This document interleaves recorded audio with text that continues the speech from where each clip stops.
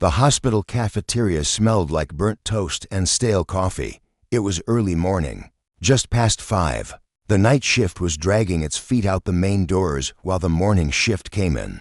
Some with eyes still half closed, some humming under their breath to stay awake. Among them was a young woman named Clara. She worked in housekeeping, but often helped in the cafeteria whenever someone called in sick, which happened more than anyone liked to admit. Clara was 26, but looked older today, her hair tied back with a faded blue scrunchie, strands falling into her eyes. Her sneakers squeaked on the linoleum floor as she pushed her cart of clean trays. Closer to the serving line, she rubbed her hands together, trying to chase away the cold that clung to her bones. After the early bus ride, she had been up since 3 in the morning, making sure her daughter had something to eat before the neighbor would come by to watch her. The neighbor, old Mrs. Penelope, liked Clara but made it clear she wasn't running a daycare for free. Clara paid her from what little she earned. Every dollar counted. Every hour she worked felt like a fight against time, against hunger, against the fear that something would break her heart, her spirit, or maybe the ceiling that leaked every time it rained. That morning, she didn't know that the man sitting alone in the corner of the cafeteria, hunched over a newspaper and a plain coffee, was Keanu Reeves. She knew his face, of course. Who didn't? But he looked so tired, so ordinary in that big gray hoodie and old jeans. No one bothered him. He liked it that way. Keanu had come to this small hospital in the middle of the city not because he was filming, not because he needed medical help, but because an old friend lay in room 407, fighting a disease that did not care about money, fame, or good intentions.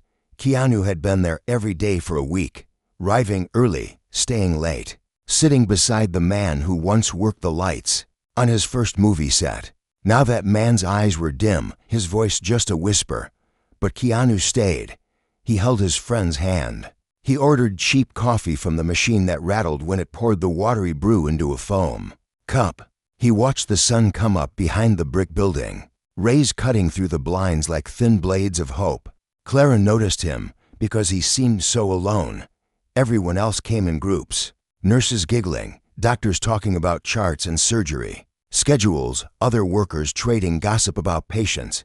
But he sat in the corner, his shoulders rounded as if they were carrying something much heavier than they looked. She felt an ache in her chest, that soft ache you get when you see a stranger's sadness. She finished stacking trays, grabbed the coffee pot that was half full, and walked over. "You want a refill?" she asked, voice gentle. He looked up, startled at first, then gave her the small smile that made him famous all over the world.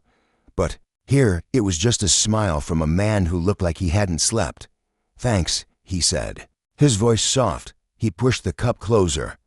"How much?" Clara laughed, not mocking, just kind. "It's on me." He blinked. "On you?" She shrugged, pouring the steaming liquid. "You look like you need it more than the register does. Breakfast too, if you're hungry." Keanu glanced at the tray in front of him, a dry bagel, untouched. He hadn't eaten much. He thought about declining, but there was something in her eyes, something warm, something that reminded him of every waitress, every janitor, every person he'd met who gave him more kindness than they ever received. So he said, "Sure, thank you." She went back behind the line, grabbed a fresh croissant and a boiled egg, slid a small carton of orange juice on the side. She put it all on a tray and brought it over, setting it in front of him. He looked at her hands, rough knuckles, nails trimmed short, a Band-Aid on her thumb. Hands that worked, hands that knew struggle. "What's your name?" he asked. "Clara. I'm Keanu." She laughed again, this time covering her mouth. "I know who you are." He smiled wider, embarrassed but touched. "Well, thank you, Clara." He ate slowly, savoring the first real bite of food he'd had in days. Clara didn't hover, but she wiped the next table, pretending to fix the napkin holder so she could watch him from the corner of her eye. She wondered why he was there alone. She wondered if his family knew where he was. Then she scolded herself. It was none of her business. Keanu finished, stood up, and found her at the dish window. "Best breakfast I've had in a long time," he said. "I doubt that," she teased. "You probably have chefs and fancy restaurants." He shook his head. "Sometimes the simplest food tastes best. especially when someone gives it to you. Out of kindness, she felt heat rush to her cheeks. She looked down, then up again, holding his gaze. "Your friend, are they going to be okay?" Keanu paused. He swallowed, his eyes growing misty for a moment. "I hope so." There was nothing more to say. Clara nodded, biting her lip. "I'll pray for him." "Thank you, Clara." He pressed something into her hand. She looked down, a $10 bill. She tried to give it back, but he closed her fingers around it. "Keep it. Get your daughter something nice." Her mouth dropped open. "How did you know?" He tapped the Band-Aid on her thumb, the cheap sneakers, the way she kept glancing at the clock. "I just guessed." He left the cafeteria, and Clara stood there, the $10 bill feeling heavier than any coin she'd ever held.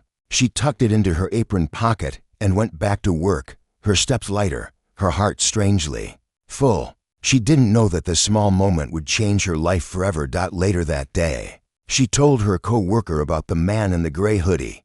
They laughed about it, half believing it, half thinking maybe she'd dreamed it. But Clara didn't care if they believed her. She felt seen. She felt like someone had noticed her struggle, even if just for a moment. What Clara didn't know was that when Keanu left the cafeteria, he stood in the hallway for a long time. He stared at the pale yellow walls, the scuffed floor tiles, the tired nurses rushing past. He thought about the kindness in a piece of bread and an egg. He thought about the warmth in a stranger's eyes. He thought about how life could break you, yet some people found ways to offer love anyway. He made a call on his old flip phone, his voice quiet but steady. "Hey, I need a favor. There's a woman who works in housekeeping. Her name is Clara. Find out about her." He hung up before his friend could ask why. Some things didn't need explaining. That night, Clara went home on the bus, clutching a small bag with milk and a piece of chocolate for her daughter, bought with the $10. She had tried to refuse. Her daughter, Lucy, squealed with joy when she saw the treat. They shared it on their worn-out sofa, the TV flickering in the corner, the apartment smelling faintly of the lavender soap Clara bought to hide the musty smell of old walls. Clara didn't know that while she fell asleep beside Lucy, Keanu sat by his friend's bed, holding the old man's hand, thinking about kindness, thinking about how sometimes one meal could lead to a miracle. In the hush of the hospital night, something shifted, a silent promise, a thread of fate pulling two worlds together. And so, the next day, Clara's world would be shaken in a way she could never have imagined. The next morning, Clara woke up before the sun rose. The alarm on her old phone buzzed weakly, vibrating itself off the nightstand and onto the floor. She reached down, silenced it, and glanced at her daughter still sleeping beside her. Lucy's small hand rested on Clara's arm, warm and soft. Clara brushed a strand of hair off Lucy's forehead and kissed her cheek. Every morning, she found a moment like this, just one, to remind herself that everything she did was for this little girl. She moved around their tiny apartment as quietly as she could. She poured milk into a chipped mug, heated it on the stove because their microwave had broken months ago. She made Lucy's favorite, toast with a bit of butter and sugar sprinkled on top. Lucy giggled when she woke and saw her treat, hugging her mother so tight that Clara almost cried right there in their narrow kitchen. "Mama, you look happy," Lucy said, swinging her small legs as she ate. "I am, baby," Clara whispered. She didn't tell Lucy why. She didn't tell her about the kind man from the cafeteria or the $10. That felt like a blessing. She just packed Lucy's bag, made sure her coat was zipped, and waited for Mrs. Penelope to knock. As Clara locked the door behind her, she glanced up at the ceiling that always leaked, then at the rusted doorknob. She thought about how maybe, just maybe, something good was coming. She didn't know what, but the thought warmed her against the morning chill. The bus ride felt longer than usual. Clara pressed her forehead to the glass, watching the city wake up. Cars honked, streetlights flickered. Tired faces climbed onto the bus one stop after another. A mother yelled at her son for forgetting his lunch. A man in a suit argued with someone on the phone about numbers and deadlines. Clara hugged her small lunch bag to her chest and tried not to listen. She liked her quiet thoughts better. When she arrived at the hospital, she punched in her time card, tied her apron tight around her waist, and went straight to the cafeteria. The air was thick with the smell of burnt toast again, but this time, it didn't bother her. She found her co-worker, Lisa, already brewing fresh coffee. "Hey Clara, you okay? You're smiling like it's Christmas morning." Clara shrugged, pushing her cart of trays toward the line. "Just a good day," Lisa smirked. "Must be that handsome man you served yesterday. Maybe he'll be back." Clara laughed. "Oh, please. He's got better places to be."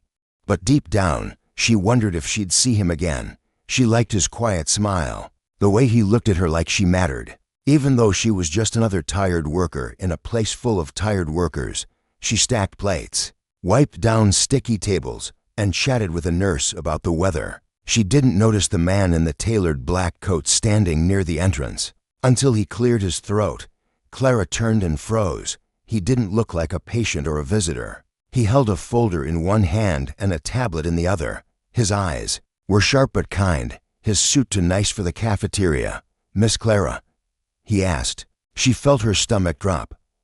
Yes. Do you have a moment?" Lisa raised an eyebrow, wiping her hands on her apron. "Ooh, Clara, you in trouble?" The man chuckled. "No trouble. Just an opportunity." Clara wiped her palms on her uniform. "Okay. Sure, I'm on break in 5. They sat in a small corner booth. Clara perched on the edge of her seat, heart racing. She wondered if she had done something wrong. She couldn't afford to lose this job. She needed every penny. "My name's Daniel," the man said. "I'm a representative for Mr. Reeves." Clara's eyes widened. "Mr. Reeves, you mean Keanu?" Daniel nodded. "He mentioned you. Yesterday, you made an impression." Clara's face burned. She didn't know what to say. I just gave him breakfast." Daniel opened the folder and slid a paper toward her. "And sometimes, small kindnesses deserve something bigger in return." She looked down. Her eyes scanned the page, but the words blurred together. She saw her name. She saw the words grant and education and housing. Her hands trembled. "What is this?" she asked, voice barely above a whisper. "Mr. Reeves wants to help. He asked us to set up a small fund for you and your daughter. It's enough to cover your rent for the next year and help you finish your nursing certification. If that's something you're still interested in." Clara's breath caught in her throat. She had dreamed of becoming a nurse once. She had started classes, but dropped out when Lucy got sick and her mother passed away. She couldn't pay for books and bus fare and babysitting, so she gave up that dream, tucked it away like an old photograph. This can't be real," Clara whispered. Tears filled her eyes. "I just gave him coffee and a croissant." Daniel leaned forward. "Sometimes that's all it takes. He believes in paying kindness forward. He asked me to give you this and tell you that he's rooting for you." Clara's mind spun. She thought about Lucy, about the leaky ceiling, about the late rent notices, about the nights she fell asleep wondering how long she could keep holding everything together. "I don't know what to say," she said, wiping her tears with the back of her hand. "How do I thank him?" Daniel smiled. "Keep doing what you did for him. Be kind. Keep moving forward. That's all he wants." Clara signed the paper, her hands shaking so hard she nearly dropped the pen. Daniel gave her a business card and told her someone would call her soon to help set up everything when she went back to work. Lisa grabbed her by the shoulders. "What was that about?" Clara just laughed, tears still wet on her cheeks. "It's a good day." The best day. Later that night, Clara sat at the kitchen table with Lucy. She tried to explain what had happened. Lucy didn't understand it. But she knew enough to clap her hands and squeal when Clara said they could maybe move to a better apartment, maybe even one with a small bedroom just for Lucy, with a window that didn't leak. "Mama, did you win the lottery?" Lucy asked, her eyes wide. Clara pulled her daughter close. "Something like that, baby. Something like that." But in the shadows of her joy, a tiny seed of worry took root. What if this was a mistake? What if it fell through? What if she wasn't strong enough to change her life, even with help? She pushed the thought aside. She focused on the way Lucy giggled when they planned what color to paint the new bedroom. She focused on hope, a feeling she hadn't dared to hold onto for so long. Across the city, in a quiet hospital room, Keanu sat beside his friend's bed. He watched the steady rise and fall of the old man's chest. He thought about Clara, about how one small act of kindness could ripple out like a stone dropped in water. He thought about how, no matter how famous or rich you became, some things mattered more: kindness, humility, the belief that people could help each other. He picked up his friend's hand, rough and warm in his own. "We did good today," he whispered. The old man stirred, cracked open an eye. "Yeah," he rasped. Double quotes, "Yeah," Keanu said, smiling through tears he didn't bother to hide. "Someone good deserved a break. I just gave her one." The old man grunted, his lips twitching into a smile. "Always the hero, kid." Keanu laughed softly. "Nah, just trying to be decent." In that quiet room, as dawn painted the sky outside the window, two worlds held together by a simple breakfast, felt a little less heavy, a little more hopeful. But the next days would test that hope, because kindness can't stop hardship, and some storms must be faced head-on. Clara woke up feeling something she hadn't felt in years: hope.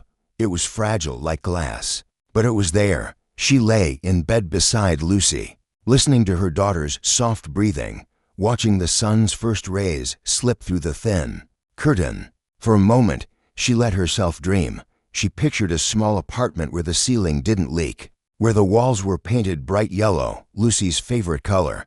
She pictured herself in scrubs, not an apron, caring for patients the way she had always wanted. But with hope came fear. Clara knew life could turn on you. You could be holding everything together one day and standing in line at the food pantry the next. She tried to push the thought away, but it stuck to her ribs like cold soup. She dressed Lucy, packed her snack, and waited for Mrs. Penelope to knock. When the older woman arrived, Clara hugged her tighter than usual. "Thanks for everything," she whispered. Mrs. Penelope eyed her, suspicious but kind. "You win the lottery or something, girl?" Clara laughed, her eyes shining. "Something like that." On the bus to work, Clara stared at the city rolling by. She thought about what she would do first. She would talk to the apartment manager about moving to a better unit, one that didn't have mold creeping up the walls. She'd sign up for the evening nursing classes again, even if it meant late nights and early mornings. Lucy deserved a mother who tried. She didn't see Keanu that morning in the cafeteria. Part of her hoped he'd come back so she could thank him in person. Part of her wondered if he was okay. When she asked around, no one had seen him. By lunch, Clara's feet hurt, but she didn't mind. She felt lighter every tray she carried. Every spill she wiped up felt like a step toward something better. But life, she was learning, didn't like easy steps. In the middle of her shift, Clara's manager pulled her aside. Ms. Jenna was usually sharp, but today her lips were pursed tighter than usual. "Clara, we need to talk." Clara's stomach dropped. "Did I do something wrong, Ms.?" Jenna crossed her arms. "There's been talk. Some of the staff are saying you got special treatment from a celebrity, that you're bragging about money you didn't earn." Clara's mouth fell open. "I'm not bragging. I didn't even tell anyone except Lisa." "Well, it's making people talk. You know how this place is. Gossip spreads fast." Clara felt her throat tighten. "But I didn't ask for anything. I just gave him breakfast." Double quotes, Ms. Jenna's eyes softened a little. "I know, Clara, but not everyone believes that. Some people are saying maybe you did something else for him." The words slammed into Clara's chest like a door slamming shut. Shame burned up her neck. "That's not true. I would never." "I know, Ms. Jenna said again, her voice low. "But you know how it is. People will always find a way to pull someone down when they're getting up." Clara pressed her palms to her apron to stop them from shaking. "What do I do?"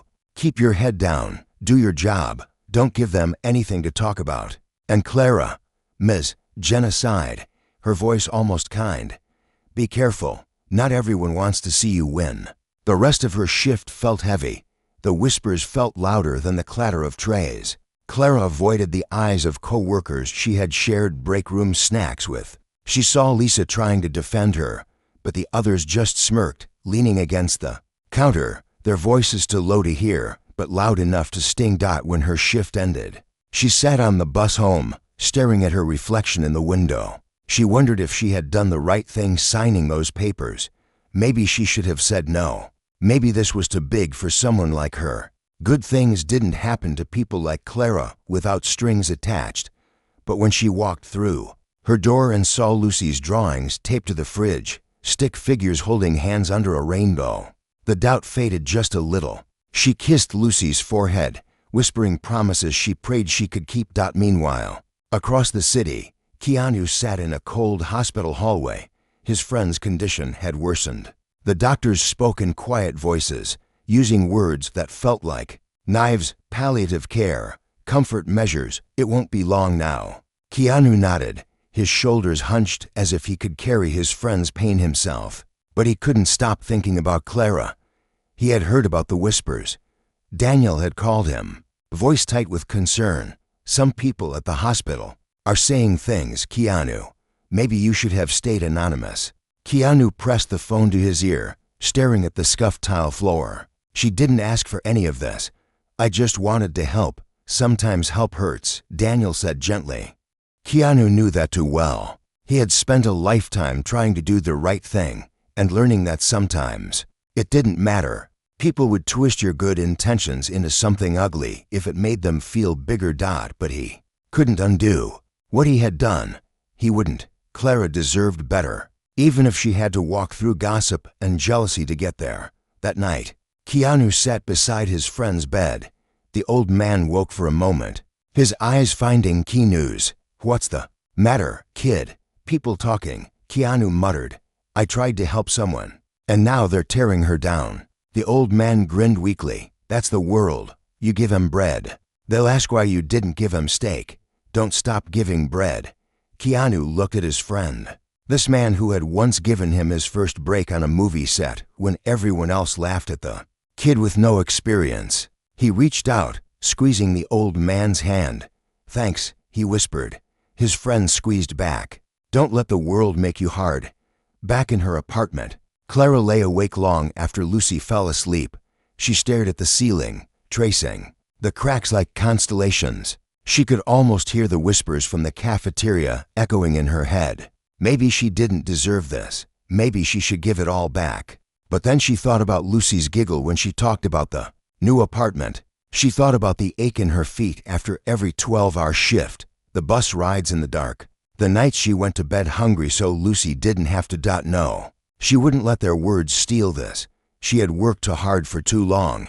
Maybe she hadn't earned it with a degree or a fancy job title, but she had earned it with every act of kindness she gave when she had nothing left. She rolled onto her side, pulling Lucy close. She whispered into her daughter's hair, we're gonna be okay, baby, we're gonna be okay. But even as she said it, she knew the road ahead would not be easy. The world had a way of testing the strongest promises, and she would have to find out just how strong hers really was. The next morning, Clara took a deep breath before stepping off the bus. The hospital loomed in front of her, tall and gray against the cloudy sky. She clutched her lunch bag tighter and walked faster, trying to keep her head down, trying to pretend she didn't feel the weight of the whispers still circling around her. Inside the cafeteria, things felt colder than usual, not the temperature, but the way people looked at her. Some smiled politely, others turned away when she passed. Lisa waved from behind the counter,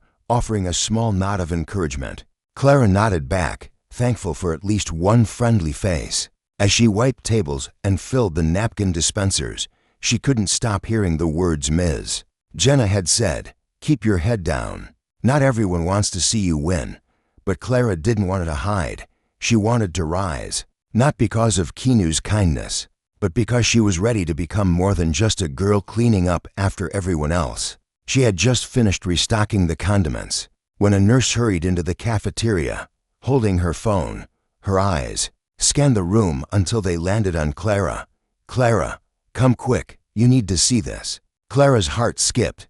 What happened? The nurse shook her head. Just come look. She followed her into the break room, where a small group of nurses were gathered around a phone. They were watching something, a video. Clara's stomach twisted. What is it? She whispered. The nurse turned the phone toward her. The screen showed a clip from a late-night talk show. Keanu was sitting across from the host, smiling that quiet smile of his. I was at this hospital, visiting an old friend, Keanu was saying. And I met this woman who worked in the cafeteria. She gave me breakfast, didn't ask for anything, just kindness. And it reminded me that sometimes the smallest acts can hit the hardest. The crowd on the show clapped softly. Keanu went on. She didn't know who I was. Or maybe she did, but she didn't care. She just saw a tired man and wanted to help. So yeah, I helped her back, not because she asked, but because she reminded me of who I wanted to be. The nurses around Clara gasped, their hands over their mouths. Is that you? One of them whispered. Clara stared at the screen. Her heart pounded in her ears. I think so. Another nurse laughed softly. Girl, you're famous. But Clara didn't feel famous. She felt exposed. She walked out of the break room, her legs shaking. Part of her wanted to hide in the supply closet and cry. Part of her wanted to call her daughter and tell her everything. But what she didn't expect was what happened next. An older man in scrubs approached her. Drive, Mendoza. He had always seemed distant, rarely speaking to staff outside his circle. But now, he nodded at her, slow and respectful. Good job, he said, then walked away. A nurse from pediatrics gave her a high five. Someone from security offered her a fist bump. And just like that, the whispers changed. People who had doubted her now looked at her with new eyes that saw not just the girl with the mop and apron, but the woman who made a difference, without asking for anything in return. By lunchtime, the cafeteria buzzed with excitement. People showed each other clips of the interview, pausing on the moment Keanu spoke about Clara. They shared the video online. Some patients even asked if she was the breakfast lady. Clara didn't know what to say. It all felt unreal. Too bright, too fast. During her break, Lisa sat next to her on the bench outside. You okay? Lisa asked. Clara looked at her hands. I don't know. It's a lot. You didn't ask for any of this. But maybe you needed it. Clara nodded. Slowly. Yeah, maybe. Just then, her phone buzzed. She looked at the screen. It was an unknown number. Hello? Is this Clara? Yes. Hi, my name is Marisol. I work with the City Scholarship Program. Mr. Reeves asked us to reach out.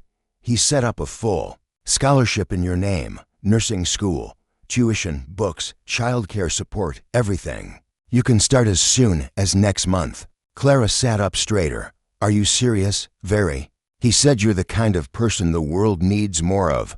Tears filled Clara's eyes. She whispered, thank you. Thank you so much. After she hung up, she couldn't move for a moment.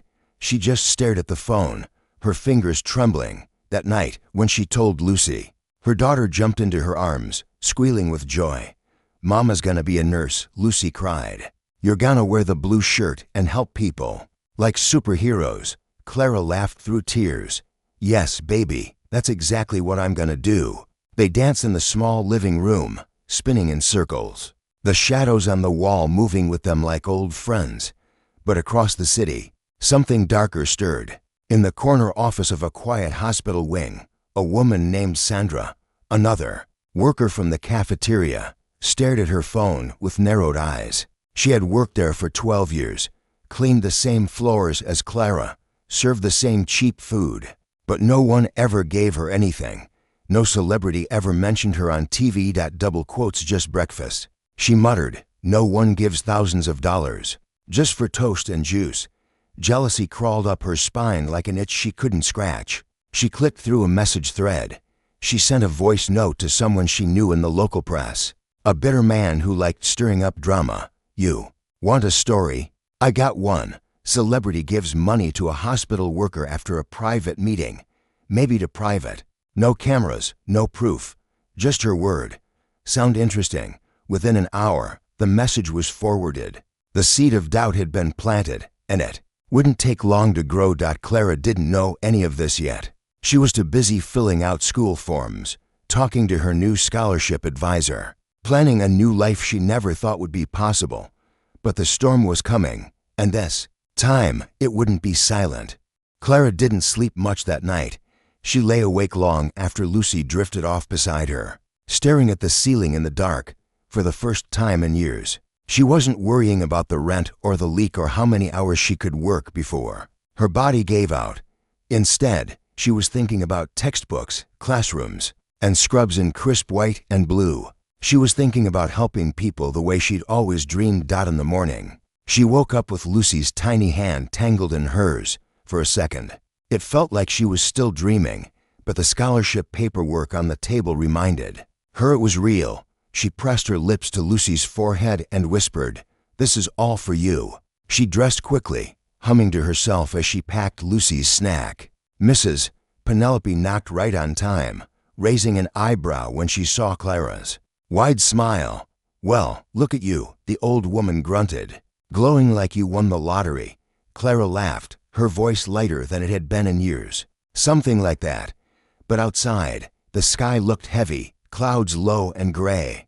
A wind that bit through her thin coat. On the bus ride, Clara rested her head against the cold window, trying to hold onto the warmth inside her. She ignored the ache of worry that sometimes pressed against her ribs, the fear that something this good couldn't last. When she got to the hospital, she felt the stares immediately, but they weren't the same as before. There were smiles. Now, pats on the shoulder, people whispering her name like she was part of something bigger than the cafeteria walls. "You're famous now," Lisa teased, giving her a quick hug.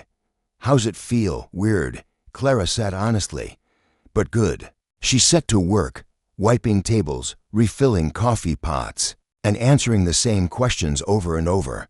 Did he really do that? What's he like? What are you going to do next?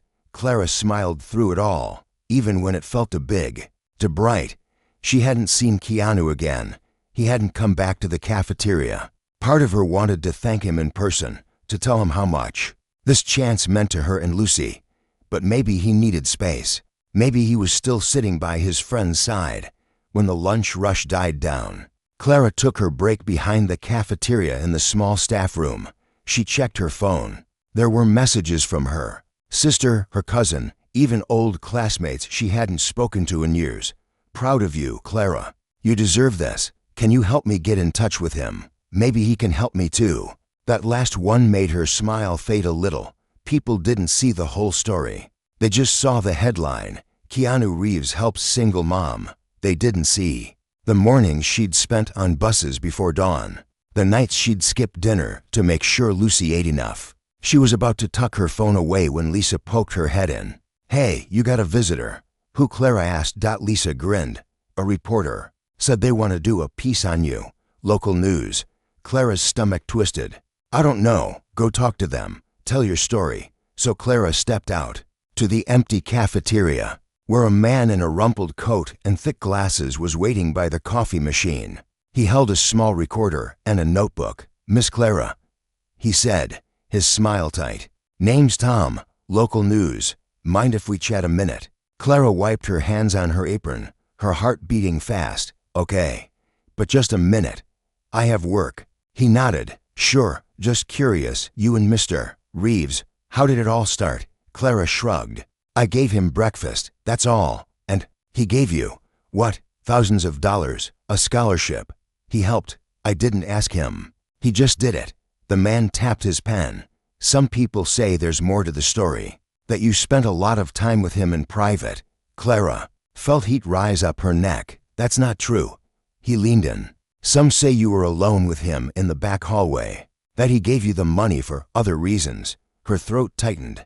She stepped back. "That's a lie. I just gave him breakfast." Tom scribbled something down, his eyes cold. "I'm just telling you what people are saying. Gotta get both sides." Clara felt her eyes sting. "There's no other side. I did nothing wrong." He snapped his notebook shut. "We'll see how people take it." As he walked away, Clara stood frozen. Her hands shook so badly she almost dropped the coffee pot. Lisa rushed over, grabbing her shoulders. "What did he say?" "They think I did something bad. They're twisting it." Lisa hugged her tight. "You didn't. You know the truth." But Clara felt like the floor under her feet had cracked. The warmth she'd carried since that morning faded, replaced by a cold shame that stuck to her skin. When her shift ended, she sat on the bus, staring at the floor. Her phone buzzed again and again, messages from numbers she didn't know. Some kind, some cruel. "You're amazing. Don't let anyone bring you down. We see you for what you really are. Gold digger, slut. She wanted to throw her phone out the window. She wanted to scream. Instead, she closed her eyes, pressing her hands together, trying to pray for strength she didn't feel. That night, she tucked Lucy into bed and sat alone in the kitchen, staring at the scholarship forms she had started to fill out. What if the story got bigger? What if the school changed their mind? What if people called her names when she walked into class? Just breakfast, she thought. That's all it was. But in the dark corner of her mind, a voice whispered, people will believe what they want to believe. Across the city, Keanu sat in a hotel room. His friend had passed away that afternoon, slipping away like a candle flame in the wind. Keanu had held his hand until the last breath, his heart breaking open in that quiet hospital room. He sat now with his head in his hands, his phone buzzing with messages. Daniel had called 3 times, leaving voicemails about the press. It's getting ugly. Keanu, they're saying things about her. You should release a statement. Shut it down. But Keanu didn't want cameras, didn't want to stand in front of microphones and defend what should have been simple kindness. The world twists good things, he thought, but I won't let them break her. He picked up his phone and dialed Daniel. Call her. Tell her I want to see her. She shouldn't face this alone. Daniel's voice was tired but firm. We'll take care of it. In her tiny apartment, Clara heard the knock on the door long after she'd stopped expecting visitors. When she opened it, she saw Daniel standing there, his eyes kind but serious. Keanu wants to talk to you, he said softly. He wants you to know you're not alone. Clara looked back at Lucy, asleep on the couch with her favorite blanket. She took a deep breath, grabbed her coat, and stepped into the cold night. She didn't know what she would say, didn't know if she would cry or scream or collapse from the weight of it all. But for the first time in days, she didn't feel quite so alone. Clara sat in the back seat of the car, her hands trembling in her lap as Daniel drove through the city's empty streets. The streetlights cast long shadows across her face, making her eyes look older, wiser, and still so tired. She stared out the window at the blur of storefronts and bus stops. She'd passed so many mornings when life was nothing but work, worry, and survival. Now her face was on the news. Now people who had never known her name talked about her like she was something to be owned, gossiped about, judged from behind screens and whispers. It made her stomach twist. Daniel spoke softly, his eyes on the road. He's waiting at the same hospital, the room where his friend stayed. Clara nodded, too scared to speak. What if he regretted helping her? What if he thought she'd made things worse? What if he took it all back? The car rolled to a stop in the staff parking lot behind the hospital. The wind bit at her cheeks as she stepped out. Daniel led her down a side hallway. It felt strange, being here at night. No clatter of trays, no laughter from the nurses. On break, just the hum of machines and the quiet footsteps echoing on the cold tile floor. When they reached the room, Daniel paused at the door. He wants you to know, he's proud of you. Clara felt her throat close up. She pushed the door open. Inside, the small hospital room looked different than it did in the day. The lights were dimmed. The bed was stripped bare, blankets folded. At the foot, Keanu sat in the chair by the window, his face turned toward the glass. He looked smaller somehow, like the whole world had been pressing on his shoulders. He turned when he heard her, and his tired eyes softened. Clara, she wanted to say something, but the words caught in her chest. Instead, she stepped forward and sat in the chair across from him. They sat in silence for a while. The hum of the heating vent was the only sound between them. Finally, Keanu spoke, his voice low but steady. He's gone. Clara's eyes filled with tears. I'm so sorry. Keanu nodded, staring at his hands. He was the first person who believed in me. Before anyone knew my name, he gave me my first chance. He always said, the world is heavy, kid. Lift it for someone when you can. Clara reached out, covering his hand with hers. They sat like that for another long stretch of quiet. Outside the window, dawn was creeping in, turning the dark sky soft and gray. I just wanted to help you, Keanu said, because you remind me of him. You didn't have to do what you did. You could have just taken my money, my name, my fame. But you didn't. You gave me kindness when I felt alone. It was just breakfast. Clara whispered. Nothing is ever just breakfast, he said, a small smile breaking through his grief. Kindness is never small. Clara felt tears slip down her cheeks. People are saying such ugly things. They think that we. Keanu's eyes flashed with something strong, not anger, but a quiet defiance. Let them talk. The truth doesn't belong to them. She laughed, the sound shaking through her tears. It's just so hard. I don't know how to make it stop. Keanu squeezed her hand. We don't stop it. We outlive it. He stood up and walked to the window, looking out at the city. Clara joined him. The skyline stretched before them, cold and wide and alive. I'm gonna tell my side, he said, the real side. Not in front of cameras, just simple words. The truth always feels heavier, but it's worth it. Clara stared at his reflection in the glass. What about you? Won't they twist your words too? He shrugged. Probably, but I can take it. You shouldn't have to. Clara felt her chest tighten. What if they don't believe us? Keanu turned, his eyes meeting hers, strong and calm. Then we keep living. You keep studying. You keep raising your daughter. You keep being the woman who gave breakfast to a stranger without asking for anything back. He slipped a small envelope into her hand. Clara frowned. What is this? The first tuition payment. The rest is already set up. Housing help, child care, books, all covered. No strings, no gossip can take that away. Clara opened the envelope, her fingers trembling. Inside was a note in Keanu's handwriting. Keep lifting the world when you can. She pressed it to her chest, her voice breaking. Thank you. Keanu smiled, the sadness in his eyes softening for a moment. Don't thank me. Go show them they were wrong. They sat together until the sky turned from gray to gold. They talked about Lucy, about Clara's nursing classes, about how she wanted to help mothers like her, women who fell through the cracks and got up anyway. When Clara finally stood to leave, Keanu hugged her, a real hug, warm and steady. This won't be the end, he said. Call me when you need help. I mean it. Clara nodded, wiping her eyes. And you, don't let them twist you either. Keanu laughed softly. Don't worry about me. As Clara walked out of the hospital, the morning sun felt different, warmer somehow. She could still hear the cruel whispers in her mind, but they didn't feel as loud. She thought about the words on the note. Keep lifting the world when you can. When she got home, Lucy ran to her, wrapping her tiny arms around Clara's waist. Mama, you're happy. Clara scooped her up, breathing in the scent of her daughter's hair. Yes, baby, I am. Weeks passed. The gossip didn't disappear overnight. Some people still sneered. Some still sent cruel messages, but more people sent kindness, too. People who said her story reminded them that hope can grow anywhere, even in a cold hospital cafeteria at dawn. Months later, Clara stood in a classroom with her nursing books open in front of her, Lucy's picture tucked into the first page. She studied late into the night, sometimes falling asleep with a pen in her hand and her dreams wide open. She knew storms would come again, but now she knew that kindness, real kindness, was stronger than any rumor. And somewhere out there, Keanu was lifting his part of the world to. One small breakfast, one tired smile, one simple act of kindness that changed lives forever, and maybe, just maybe, would keep changing lives for years to come.